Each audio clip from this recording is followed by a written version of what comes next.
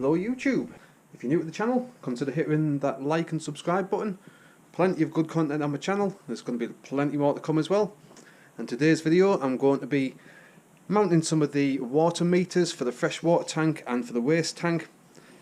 Now obviously the tanks aren't in place at the moment, I haven't even got the flooring down, but now's the perfect time to be getting the tanks mounted, getting all the water meters in place, things like that, because once the flooring's in, it's going to mean I'm going to have very limited access underneath, whereas at the moment I can just stand in between the beams, get full access, get everything mounted, get everything ran nice and neatly. Because I am slowly working my way down, as you can see, I've already got the first sets of flooring in down there, and as I might as well get the tanks in place now while I've got full access. So this video I'm just going to be showing how to mount the water meters for both the freshwater and the waste. So in the pack itself you should generally get your meter itself. Now I've gone for the meter with the waste as well. You can just go for the freshwater, but as I say, I figured for the extra little bit of money and for the size of the waste tank that I've got, I might as well make sure that I'm not going to be driving around with too full of waste tank. So for the freshwater you've got this one probe that needs to be sunk into the tank from the top, and that will sit in the water reservoir, and that will show when it's full at the top, when it's down to half on the half probe, and when it's getting low and pretty much out on the bottom probes as well. So obviously if you're buying a freshwater tank, you do need to be sure that this probe itself will be able to fit fully depth wise in. As you can see on there in that freshwater tank, there's going to be plenty there, and even when the meter says it's out, there's still going to be a few dregs left in the tank, but that's basically going to be the time where you do need to fill up. So that's going to be relatively straightforward on the fresh. It's just going to be a case of drilling the hole, mounting it on the inside, and obviously if you're buying the tank, do try and be sure that you can get inside the tank to mount one of these, otherwise it's going to make life a lot more awkward. This waste tank didn't have an access hole, so as you can see I've just fitted an access hole there, and that means that then I can get my arm in, I can do all the securings and mountings, things like that. So for the waste tank itself, you don't really get that much, you just get a couple of screws, and those mount through towards the top of the tank round about 2 centimeters, 2-3 centimeters apart from each other. And when there's water that's passed over the two, that'll create a full circuit, and that's what then sends basically your warning up to the meter to say that your waste tank's full. You don't need progress bars on your waste tank, you basically just need to know when you're about to hit it full. And if you leave that little bit of extra space at the top, even if that's saying it's full, you'll still know that you've still got a little bit of emergency just to be able to get out to a refill station or somewhere where you can dispose of it. That's going to be the main thing. So it's going to be relatively straightforward. The waste ones are just going to need 2 holes drilling in for the 2 prongs, and then it's going to have some wires connecting up for the actual harness. I'll pick the video up towards the end when the build's pretty much more complete, when I can show all the harness in place, wired in, all the meter, this, that, the other. But as I say, this main bit's just going to be getting it all mounted in, and then it'll be okay to fit, and then get the tanks actually mounted in as well. As I say, it would be a real pain to do this once the tanks are mounted, so now's the perfect time to get everything like this done. So I'll get my tools out, some safety gear on, and we'll get cracked on.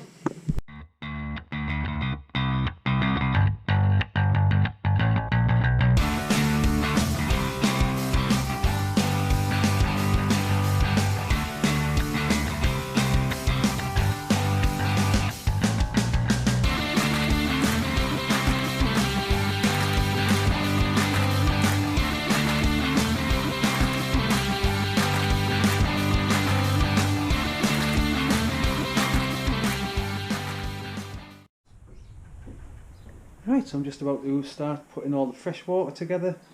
Now I didn't quite have the right hole saw size for that, so I went for as close as possible and then just took a very slight trim all the way around on the jigsaw. I've just done a quick test fit, and it's going to screw in extremely tightly, and that's what you want really anyway. You want a really nice tight fit. And then this has a little gasket, a little washer, and a nut that's secure on the inside. So again, it's important that you can gain access to the tank to be able to screw these inside. So now the hole's there, as I say, it's a quick test fit, not all the way in, just to be sure it's actually big enough. It is. If it wasn't quite big enough, I would have just took another little nibble out with the jigsaw, just slowly going around the outside. It's far easier to make a small hole bigger than it is to make a big hole smaller. So always try and go that little bit smaller if you have to, and then just widen it out rather than cutting too big and realising that you've just basically just cut a hole that you can't use. So as I say, I'll crack on, get this fitted in, and then that'll be pretty much it for the meters.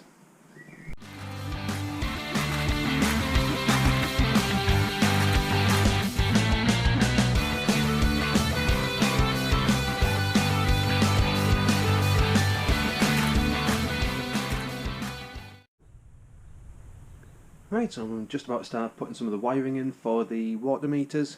As you can see, I've now got the tanks mounted. That's the freshwater tank, that's the wastewater tank. I've been cracking on with the build. I've got most of the flooring down. I've just left this one panel out so I can have easier access just to be able to get in to run all of the freshwater pipe work, the gas work, things like that, and the wiring for the meters and some of the other wiring for inside the van as well. These are just going to be push fit.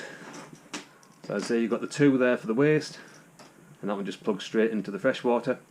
So I'm just going to be connecting those. As I say, there's the freshwater, just waiting.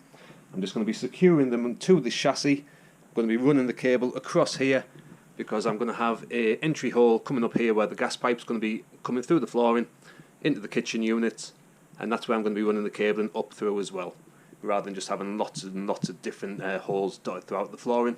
Might as well just utilise one slightly larger hole just for the safety gas out drop out hole as well. And as I say, I'll just be able to run the cabling straight up there. So let's get these connected up, get them all secured up to the chassis, and then I'll probably pick it up again when the build's a bit further on, and I can actually get the meter wired in and in place.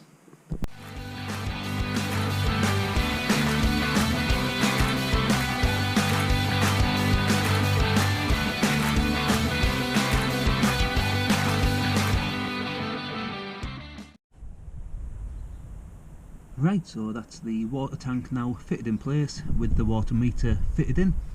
As you can see by that line there, I've got roughly round about a quarter of a tank of water filled into this tank.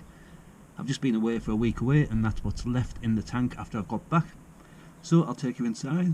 I'll take you inside and I'll show you the meter showing exactly how much water is in, just so you know when you're away how much water is left in the tank. I've already emptied out the waste tank, so that won't show anything. But as I say, let's go in and I'll show you the meters. Right guys, so that is the freshwater and the wastewater meter fitted into the wall panel now. This is basically the electricity side wall of the conversion. As you can see, I've got the full worktop going along there, and that's where I've got all of my main plugs. I've got the Victron CCGX, I've got my USB sockets, and I figure that's going to be the perfect place just to mount the freshwater and the wastewater meter tank meters for the tanks. Beneath that, I've also connected a digital sender unit from the underslung gas meter from the gas tank. That just means I can check how much gas is in the underslung gas tank without having to crawl underneath the van and check any analog gauges. This one, I can just push the button and the lights will indicate how much gas is left in the underslung tank. Very simple, easy to fit. This should still light up an additional light, I think. I've just been away for a week in the van, and it was 3/4 full when I went away on the gas, and the water tank was half.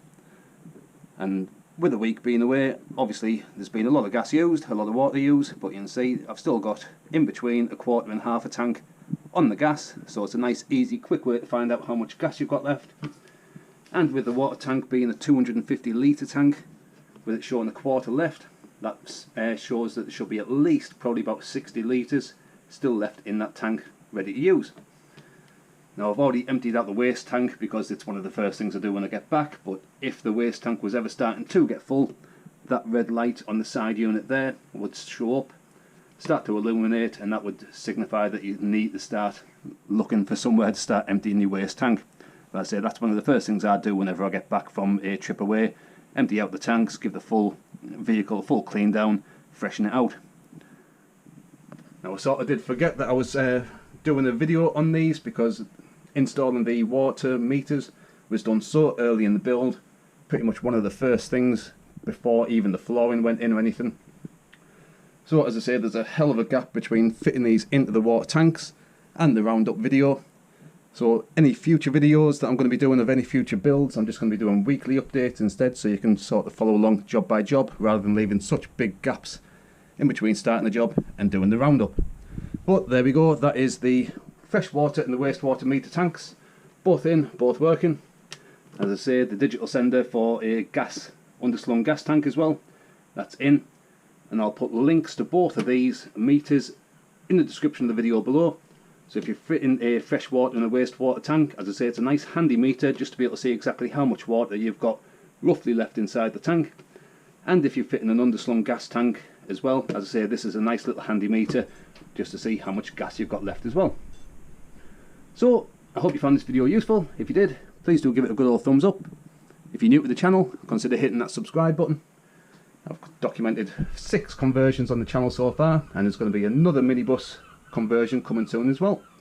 So hit the subscribe button, thumb up the video, and hopefully I'll see you on the next video of the series. Thanks for watching. Cheers.